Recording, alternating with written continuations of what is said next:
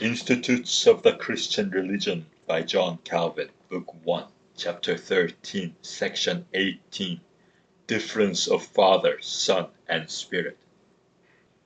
I really do not know whether it is expedient to borrow comparisons from human affairs to express the force of this distinction.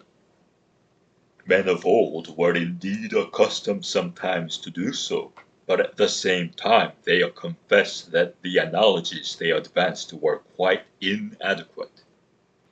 Thus it is that I shrink from all rashness here, lest if anything should be inopportunely expressed, it may give occasion either of calumny of the malicious, or of delusion to the ignorant.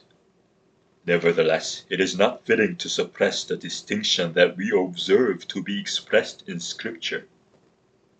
It is this: to the Father is attributed the beginning of activity, and the fountain and wellspring of all things. To the Son, wisdom, counsel, and the ordered disposition of all things. But to the Spirit is assigned the power and efficacy of that activity. Indeed, although the eternity of the Father is also the eternity of the Son and the Spirit, since God could never exist apart from His wisdom and power, and we must not seek in eternity a before or an after, nevertheless, the observance of an order is not meaningless or superfluous. When the Father is thought of as first, then from Him the Son, and finally from both the Spirit. For the mind of each human being is naturally inclined to contemplate God first, then the wisdom coming forth from Him, and lastly the power whereby He executes the decrees of His plan. For this reason, the Son is said to come forth from the Father alone, the Spirit from the Father and the Son at the same time.